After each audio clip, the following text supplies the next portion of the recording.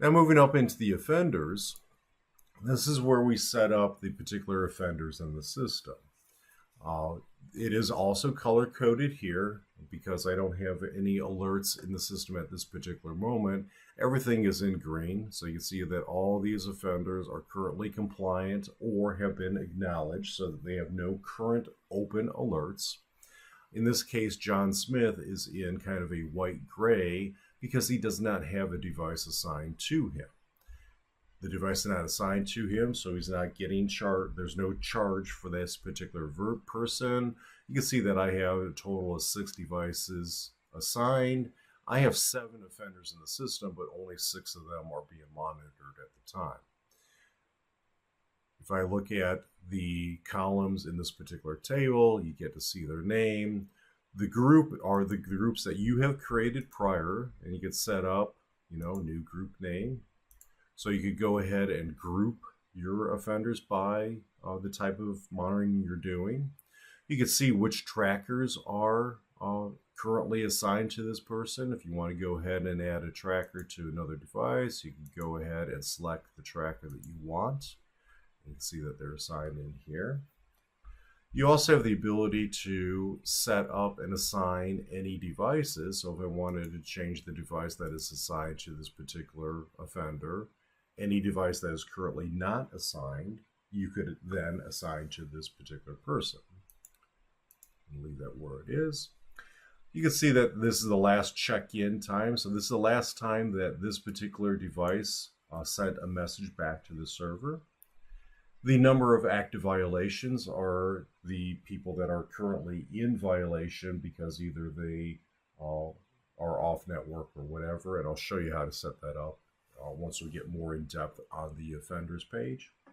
And then we have a couple other options here. If I want to edit the offender, I could go ahead and click on the edit button. You can see the information in here that you could make changes to. If you want to delete, anytime you delete an offender, the offender data is still maintained. We have a retention policy of up to 3 years to store data. The offender then would then go into a archived. So if I deleted that particular offender, I could go into the archived and see that John Smith has been archived. If you want to bring John Smith back into the system, you just go ahead and hit the redo button. And now if I look at current offenders, you can see that John Smith is brought back into the system. You can search by name or ID simply by typing in the information up here, and the page will filter. And you have the ability to sort on any of the columns that have the up-down arrows. So you go ahead and quickly see who has checked in, who hasn't checked in. If you want to sort by group, you can put your groups together, and you can sort by name if you wanted to do that.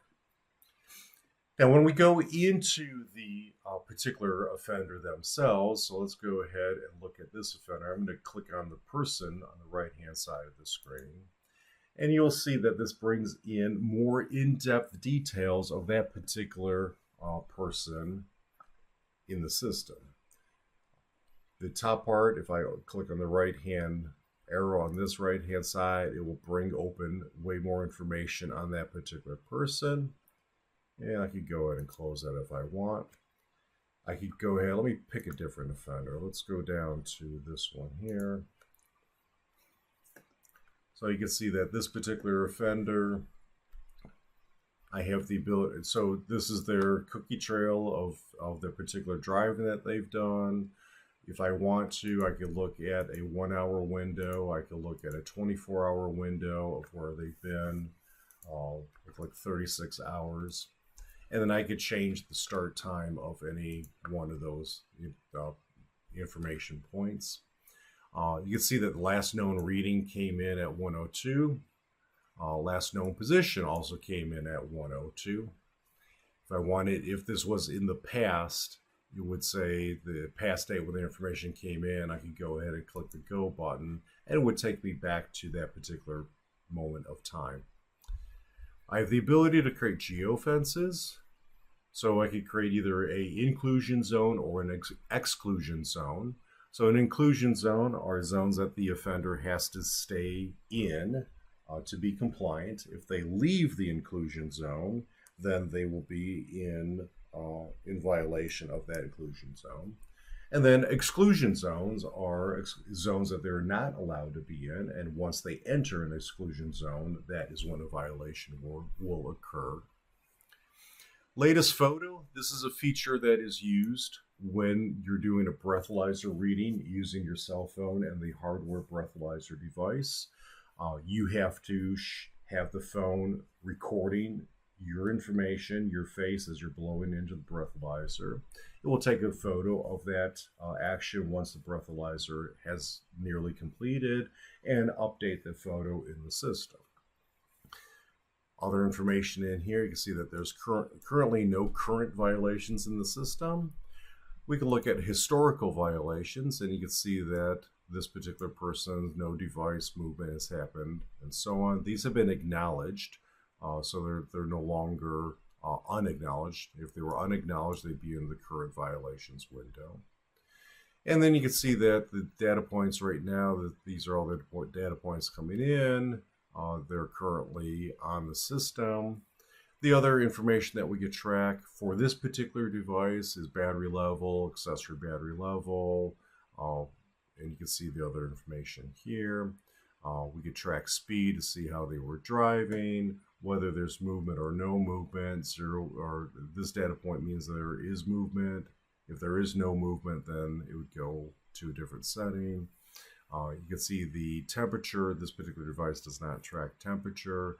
And then we get into the raw data on the bottom of the screen that could be used for diagnostics purposes at a later time. The one additional thing I'm going to show you, if we're going to go ahead and let's go back to a different offender. We're going to go into this offender here. And we're going to scroll down and we're going to look at the fact that battery level is less than 25% and it's being monitored. I could go ahead and click on the monitor button and I can set up what I'm looking for. So if the battery goes less than 25%, I could change that to 50%. If the battery goes below 50% when it's sending information in the system, then it is going to be a violation in the system. If I want to set up, alcohol blood level or alcohol level, I could go ahead and create a monitor. And in this case, it's going to be greater than whatever threshold I want to set. And during the reading, if that level is above this particular value, then it goes ahead and creates an alert. Go ahead and look at additional information. So any one of these data points can create an alert in the system that will be sent out to the trackers that are tracking this particular person.